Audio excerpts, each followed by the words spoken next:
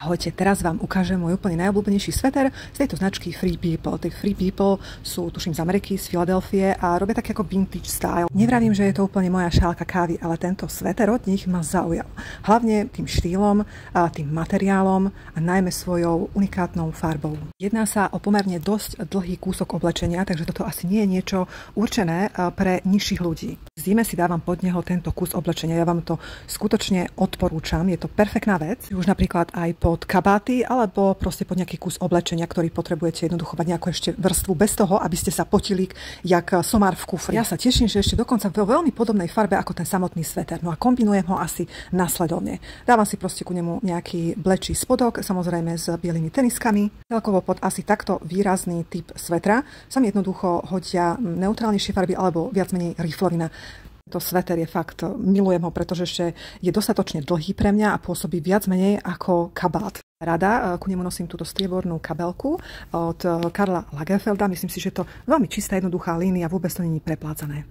Alebo si ku nemu dám napríklad tento rúbsačík. Ak je, dajme tomu, zima, fúka, alebo neviem čo, tak si proste dám aj túto šiltovku, ktorá si myslím, že sa perfektne k tomu hodí. Úplne, že dá to jak hriť na šerbel. Páči sa mi, ako to spolu hrá, aj tá žltá na tej šiltovke, aj tá žltá, ktorá sa vlastne odráža na tom samotnom svetri.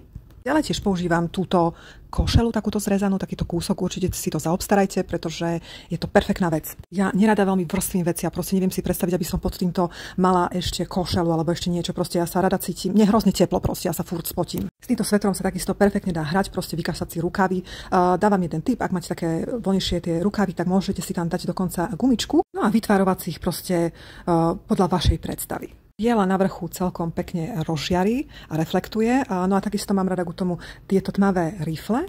A takisto presne som si našla aj takúto parádnu kabelku takisto, ktorá reflektuje tú hnedú a dokonca aj zelenú.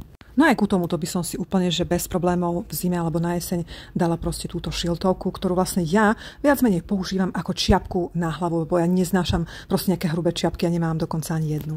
Je mi to ako taký pochodový newyorský outfit. Tento sveter má ešte takú tú výhodu, že vlastne dá sa rôzne tvarovať. Dá sa hrať s tým kolierom, niekedy dokonca používam aj spinku a proste si ho napríklad zopnem trošku vyššie, keď napríklad nechcem mať pod nejakú vec, proste len chcem ho nosiť len tak na holé telo. Má veľký, hlboký výstrih, ako vidíte, že proste to sa takto jednoducho nosiť nedá. Tak preto si ho proste hore niekedy zapínam. No a tiež ku nemu rada kombinujem tieto svetlejšie rifle, alebo takisto tiež s touto zelenou kabelkou. Tiež si myslím, že je to veľmi čistá, jednoduchá, úžasná proste línia. A nikde som takýto typ svetru nevidela. Vidíte, jeden sveter a koľko kombinácií.